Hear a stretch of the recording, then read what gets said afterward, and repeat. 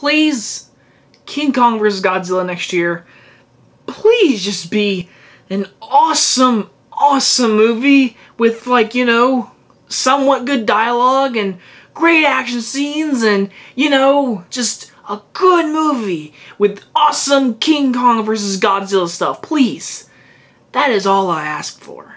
Godzilla King of the Monsters. This movie is the sequel to the 2014 Godzilla, not the 1998 Matthew Broderick Godzilla, just to let everyone clear that up for you. And this movie is part of the monster universe, you could say, which the other movie was Kong Skull Island, a movie I personally don't like. I do not like Kong Skull Island. I think it's a movie that they just did too much to set up an Easter egg and Easter egg and Easter egg. And they were like, you know what? We're going to make Godzilla 2 before we do King Kong vs. Godzilla, and we're going to spread out and make more monsters, see Mothra and Ronin and all these other monsters come to life and on the big screen for the first time in a very, very long time. And so now this movie is directed by the guy who did Krampus and Trick or Treat, two movies I admire a lot in a certain way. Trick or Treat way more than Krampus itself, but he did direct this movie, and this movie is again a sequel to Godzilla. It's like 5 years later. It does mention Kong, it mentions Skull Island, it mentions all of those things, because again,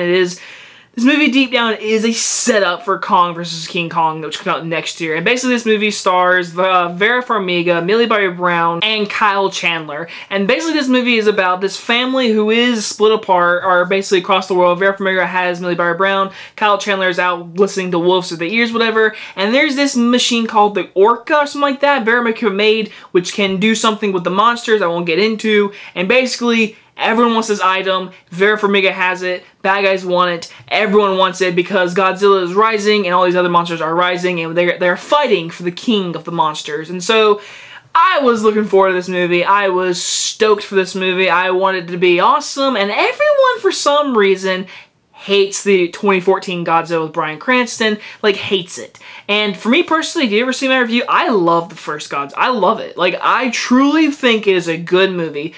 I will admit the biggest issue with that movie is every time there's a Godzilla fight scene, it cuts away and then everyone gets pissed off.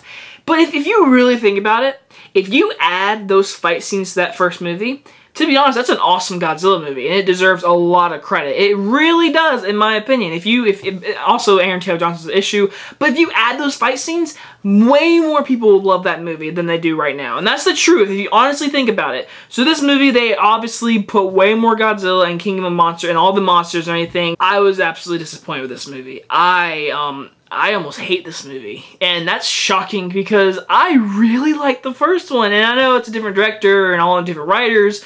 So going in this movie again, I was excited. I saw it in IMAX. I'll say the good first. First things first, the CGI is freaking awesome, I could say. It looks great. The sound design is great. The actual fighting scenes are entertaining to watch, and it definitely reminded me of Pacific Rim Uprising, get to in a second, where the fighting was enjoyable. It was enjoyable to watch on a big IMAX screen for sure. It was just fun to look at, and to be honest. And what else is good? Oh, the acting's pretty good in my opinion. Vera Farmiga, she does a good job for the most part when she's in it. Kyle Chandler does a good job, but he is a character that has to know every single solution to every single problem. He knows everything. And I did think Millie Bobby Brown was a good little supporting member. And what else is there good? No, that's about it. Let's get into the bad guys. Alright, so let's talk about this movie.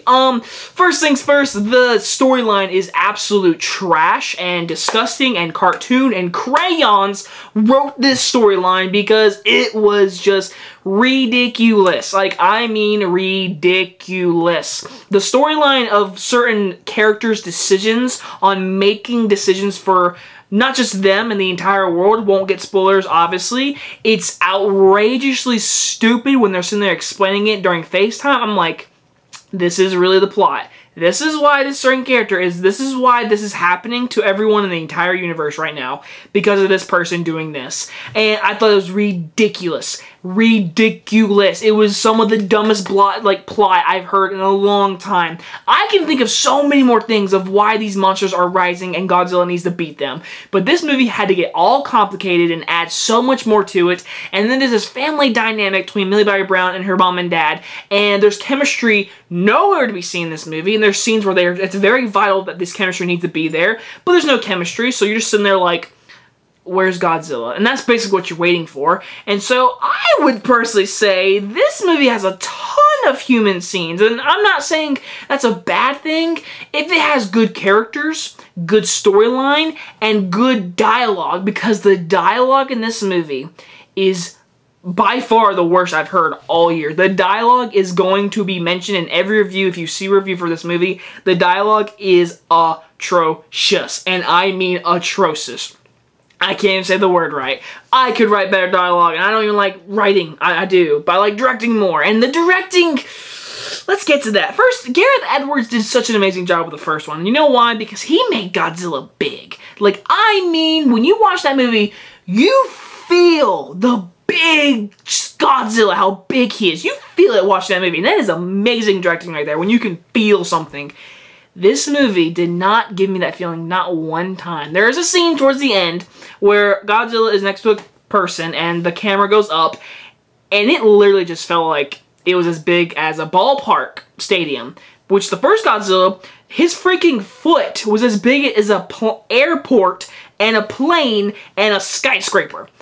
The first one, Gareth Edwards did such an amazing job. This one, it feels cluttered directing because there are times where I can't tell what's happening.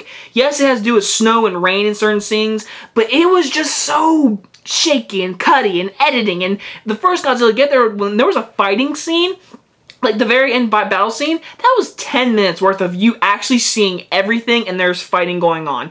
This one, there's like a minute of a scene of them fighting, and then it'll cut to the humans and this family dynamic, and you're like, I don't give a fuck right now. Go back to the sky where Godzilla's fighting. But it'll cut back to the humans, and then it'll point the camera from their angle to Godzilla, which can work if the directing is way better, which it wasn't. So the directing, the fight scenes, to me, were super disappointing. I mean super disappointing. The first movie actually had character to the directing and character and depth and how big he was. This one kept cutting back to humans and giving us human angles of the fight scenes. And when it cut back to the fight scenes and actual Godzilla versus the monsters, it's either really blurry, eddy, chopping, and then there's all those things. But there are a few moments where you're just like, that's awesome, that's a badass moment. Like I said, I will say this, the last 5 minutes of this movie are awesome. Like, I mean, it was the best scene in an IMAX I've seen all year. It was one of those kind of scenes. It was just an awesome scene to watch in IMAX.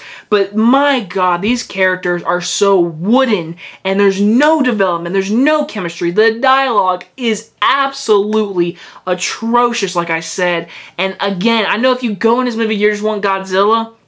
To me, these fight scenes compare nothing as good as anything. I'd rather watch the Matthew Broderick Godzilla than this movie. And I am being straight up honest with you guys. Right now, this movie holds the title for biggest disappointment.